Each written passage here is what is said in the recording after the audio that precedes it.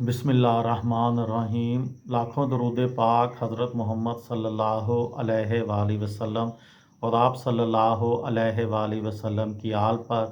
अस्सलामु अलैकुम। मेरा नाम इफ्तिखार अहमद है और आप मेरा यूट्यूब चैनल नॉलेज देख रहे हैं। खाना काबा शरीफ का 2 हफ्तों तक जारी रहने वाला मुहासरा के सिलसिले में एक सीरीज़ शुरू की हुई है। उस सिलसिले में आज की वीडियो का अनवान है फ्रांसीसी मंसूबा। फ्रांसीसी सदर ने अपने नए तश्कील शुदा इंसदाद दहशत गर्दी यूनिट से मुतल्लक 3 मशीर खुफिया तौर पर सऊदी अरब भेजे। मगरबी मुदाखलत के हवाले से किसी भी तनकीद से बचने के लिए ऑपरेशन को खुफिया रखा गया। फ्रांसीसी टीम ताइफ शहर के एक होटल में ठहरी हुई थी, जहां उन्होंने बागियों से निजात हासिल करने के लिए अपना मंसूबा तैयार किया, जिसका मकसद इन तहखानों को खाली करवाना था जहां हमला आवर पनाह लिए हुए थे। कैप्टन पॉल बरेल, जो इस मंसूबे को अमली जामा पहनाने के ज़िम्मेदार थे, का कहना है कि 20 मिनट तक गड्ढे खोदकर उनके ज़रिए गैस तहखानों में पंप की गई, जो जल्द ही तमाम हिस्सों तक फैल गई। इन तहखानों से ज़िंदा बच जाने वाले एक शख्स ने बताया, मैं जहीमान के बाकी मांदा पैरोकारों के साथ तहखाने में बंद था और ऐसा लगता था जैसे दुनिया ख़त्म हो रही है। हमें ऐसा लगा जैसे मौत हमारे पास आ गई है, क्योंकि हम नहीं जानते थे कि ये डर्लिंग की आवाज़ थी या हथियारों की। जहीमान के पैरोकारों में एक नासर अल हसेबी कहते हैं, मुहासरा के आखिरी 2 दिनों के दौरान हमारे पास खुराक और गोला बारूद ख़त्म हो गया था।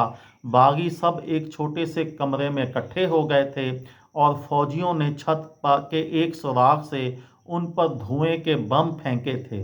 उन्होंने हथियार डाल दिए और जहीमान बाहर निकले और उनके पैरोकार आहिस्ता आहिस्ता बाहर निकल आए।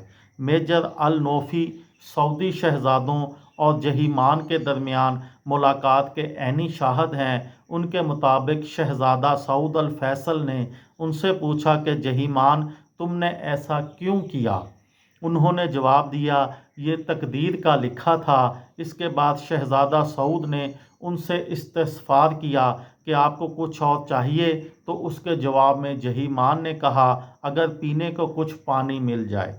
इस वाक़े के तकरीबन 1 माह बाद सऊदी अरब की हुकूमत ने इस जुर्म की पादाश में 8 शहरों में 63 अफराद को सरेआम फांसी दी और उनमें सबसे पहले जहीमान को फांसी दी गई।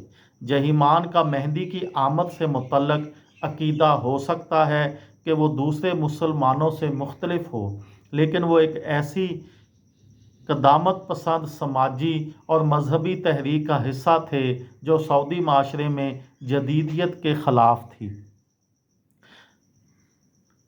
जहीमान ने तमाम किस्म की जदीदियत की मुखालफत की। उनके मुताबिक मिसाल के तौर पर उनका एक मुतालबा ये था कि तमाम ख़वातीन ब्रॉडकास्टर्स के टीवी पर आने पर पाबंदी आयद कर दी जाए। उनके मुताबिक इस वाक़े के बाद कभी कोई खातून ब्रॉडकास्टर टीवी पर दोबारा नमूदार ना हुई।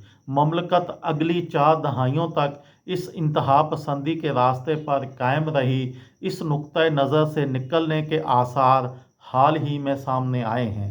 सऊदी वली अहद शहजादा मोहम्मद बिन सुल्तान ने मार्च 2018 में एक प्रेस इंटरव्यू में कहा था कि 1979 से पहले हम तमाम खलीजी ममालिक की तरह आम जिंदगी गुजारते थे और ममलकत में फ़िल्म और थिएटर थे। वो मक्का में मस्जिद अल हराम के मुहासरे के वाक़े और उसके बाद जो कुछ हुआ उनके तनाज़र में बात कर रहे थे। ये थी मेरी आज की वीडियो। किसी दोस्त को, किसी भाई को, किसी बहन को फ़ायदा हो तो मुझे दुआओं में याद रखिएगा। दिल दिल पाकिस्तान, जान जान पाकिस्तान। अस्सलामु अलैकुम।